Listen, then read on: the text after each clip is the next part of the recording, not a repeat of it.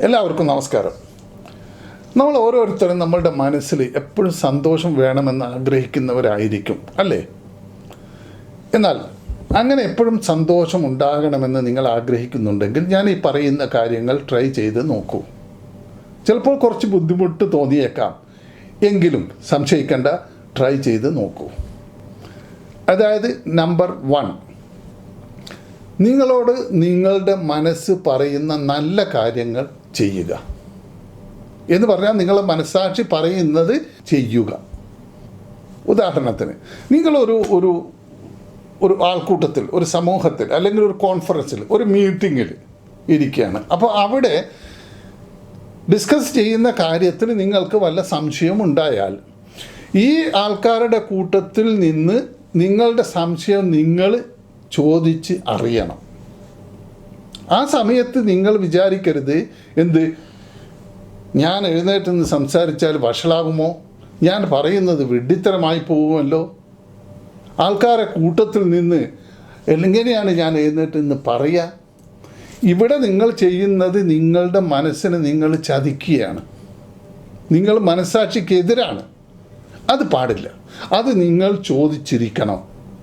നമ്മൾ ഓരോരുത്തരും മാത്രമേ ഉള്ളൂ. അവരവർക്കുള്ള കഴിവ് അവരവർ ചെയ്യാൻ സാധിക്കും.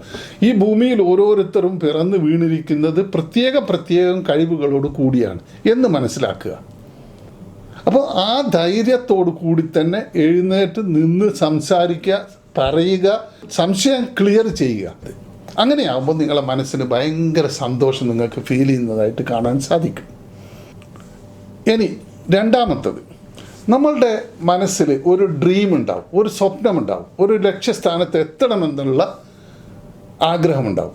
ആ ലക്ഷ്യസ്ഥാനത്ത് എത്താൻ വേണ്ടി നമ്മൾ അങ്ങേയറ്റം അഹോരാത്രം എഫേർട്സ് എടുത്തിട്ട് എത്താൻ വേണ്ടി ശ്രമിക്കുക. എത്തുമെന്നുള്ള കാര്യത്തിൽ തീർച്ചയാണ്, പക്ഷേ അത് എത്താൻ വേണ്ടി നമ്മൾ പരിശ്രമിച്ചു കൊണ്ടേയിരിക്കുക. അങ്ങനെ നമ്മൾ ആ സ്ഥാനത്ത് എത്തിക്കഴിഞ്ഞാൽ നമുക്ക് ഭയങ്കര സന്തോഷമുണ്ടാവും. ഇനി മൂന്നാമത്തത്, കരുണയും കൃപയും. നമ്മളെപ്പോഴും കരുണയുള്ളവരായിരിക്കുക. ഇന്ന് ലോകത്ത് മിക്ക ആൾക്കാരും കരുണയുള്ളവരായിരുന്നുവെങ്കിൽ ഈ ലോകം എത്ര സുന്ദരമായിരുന്നേനെ. കരുണ എന്ന് പറഞ്ഞാൽ നമ്മൾ മറ്റുള്ളവരെ സഹായിക്കുന്നു, പക്ഷേ നമ്മൾ അതിൽ നിന്നൊന്നും പ്രതീക്ഷിക്കുന്നില്ല, അത് മറ്റൊരാൾ അറിയണമെന്ന് ആഗ്രഹിക്കുന്നുമില്ല. അങ്ങനെ ചെയ്യുന്ന ഉപകാരങ്ങൾക്കും സഹായങ്ങൾക്കും പറയുന്നതാണ് കരുണ. ഇനി കൃപ എന്ന് പറയുന്നത് മറ്റുള്ളവരെ സഹായിക്കുന്നു, പക്ഷേ അത് 10 ആൾ അറിയണം, അല്ലെങ്കിൽ 100 ആൾ അറിയണം. അത് അറിഞ്ഞിട്ട് സഹായിക്കുന്നതിനാണ് കൃപ എന്ന് പറയുന്നത്. പക്ഷേ ഇവിടെ ഈ അറിഞ്ഞിട്ട് സഹായിക്കുന്നതിന് ഒരു പ്ലസ് പോയിൻ്റ് അവിടെ ഉണ്ട്. അതായത് 100 ആൾ അറിയുമ്പോൾ അതിൽ നിന്ന് പലർക്കും ഈ അദ്ദേഹം സഹായിച്ചത് കണ്ടിട്ട് അവർക്കും ഒരു ഇൻസ്പിറേഷൻ അതിൽ നിന്നുണ്ടാകുന്നുണ്ടല്ലോ. അപ്പോൾ അത് അങ്ങനെ ഒരു പ്ലസ് പോയിൻ്റ് അതിലുണ്ട്. പക്ഷേ വെൻ യു കമ്പയർ വിത്ത് കരുണ, അത് നമ്മൾ എങ്ങനെ കമ്പയർ ചെയ്താലും കൃപ കരുണ പോലെ ആകില്ല. കരുണയാണ് ഇതിലേറ്റവും പ്രധാനപ്പെട്ടത്.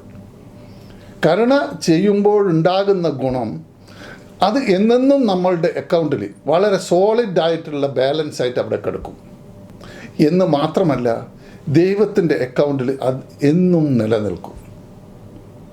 അപ്പോൾ നമ്മൾ സന്തോഷവാന്മാരായിരിക്കാൻ ഈ പറഞ്ഞ കാര്യങ്ങൾ ട്രൈ ചെയ്ത് നോക്കുക. അങ്ങനെ സന്തോഷവാന്മാരായി ജീവിക്കുക. ഓക്കെ, എൻ്റെ വീഡിയോ ഇഷ്ടപ്പെട്ടിട്ടുണ്ടെങ്കിൽ വീഡിയോയുടെ തൊട്ട് താഴത്ത് കാണുന്ന ചുവന്ന സബ്സ്ക്രൈബ് ബട്ടൺ പ്രസ് ചെയ്യുക. ശേഷം വരുന്ന ബെൽ ഐക്കൺ കൂടി പ്രസ് ചെയ്യുക. സോ ദാറ്റ് ഞാൻ അപ്ലോഡ് ചെയ്യുന്ന ഓരോ വീഡിയോസും നിങ്ങൾക്ക് നോട്ടിഫിക്കേഷനായിട്ട് ലഭിക്കും. അപ്പോൾ മറ്റൊരു വിഷയവുമായി കാണുന്നത് വരെ, bye from Moidu MV Motivate.